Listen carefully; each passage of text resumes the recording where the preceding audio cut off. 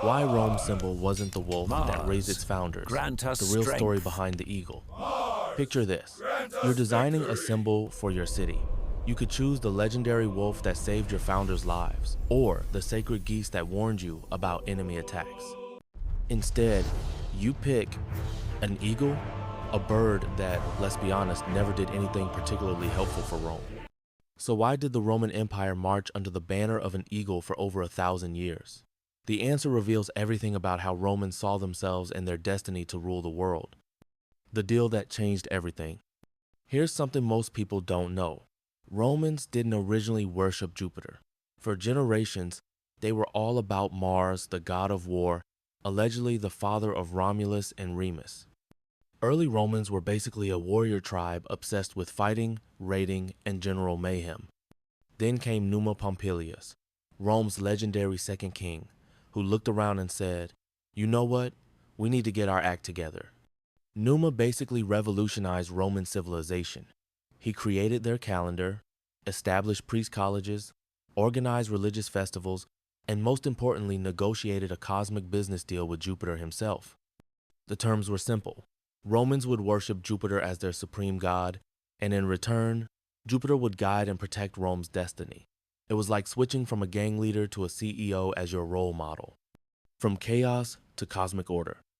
Why Jupiter instead of any other god? Because Romans had big plans. Jupiter wasn't just any deity, he was the ultimate authority figure. King of the gods, father of the divine family, the cosmic CEO who made the rules everyone else had to follow. For a people who dreamed of conquering the known world, what better patron than the god who already ruled the heavens? Plus, Jupiter represented everything Romans valued: order, law, authority, and discipline. Mars was great for winning individual battles, but Jupiter was about building an empire that would last forever. The eagle, more than just a pretty bird. So where does the eagle come in? Simple. In the ancient world, every god had their signature animal. Athena had her owl, Poseidon had his bull, and Jupiter? His was the eagle, the king of birds for the king of gods. But this wasn't just symbolic decoration. Romans literally believed Jupiter sent eagles as divine messengers. See an eagle soaring overhead before battle? That's Jupiter giving you the thumbs up. Eagle circles your army during a siege? Divine approval to proceed. Roman commanders would delay entire military campaigns if the eagles weren't behaving properly. These birds weren't just symbols, they were living links to divine power. The religious political machine. Here's where it gets really interesting. Rome turned Jupiter worship into a sophisticated political system. Every major government decision had to be approved by augurs, priests who specialized in reading divine signs, especially from Jupiter's eagles. Want to pass a new law? Better check with Jupiter first. Planning a military campaign? Hope the eagles are feeling cooperative. Negotiating a treaty? Better swear by Jupiter's name, because he sees everything and will definitely punish oathbreakers. It was like having a divine quality control department for the entire government. The capital, Jupiter's earthly headquarters. The centerpiece of this divine partnership was Jupiter's temple on the Capitoline Hill, the religious and political heart of Rome. This wasn't just a building, it was Jupiter's earthly residence, the place where heaven and earth intersected. Every triumph, every major festival, every state ceremony connected back to this temple.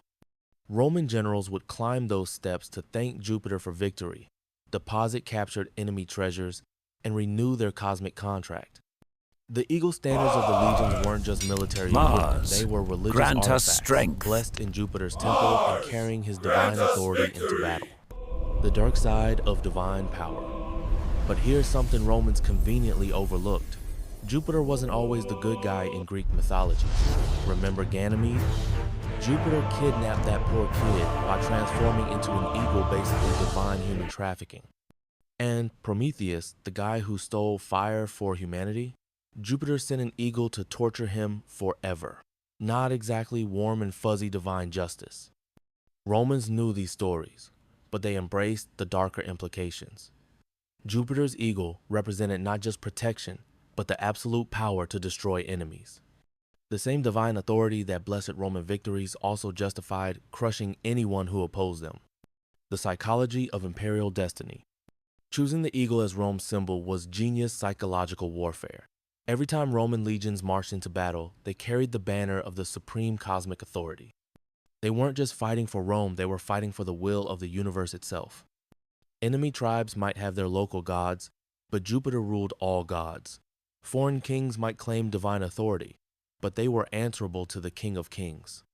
Rome's eagle didn't just represent military power, it represented cosmic inevitability, the symbol that outlasted the empire. The Roman eagle was so powerful as a symbol that it survived the empire itself. The Byzantine Empire kept using eagles for another 1,000 years. Medieval German emperors adopted it. The Russian czars claimed it. Napoleon brought it back. Even today, you'll find eagles on the seals of dozens of nations that trace their authority back to Rome. Why? Because the eagle represents something timeless. The idea that true power comes from above, that legitimate authority flows from the highest source, that some entities are simply destined to rule. The lesson of the eagle.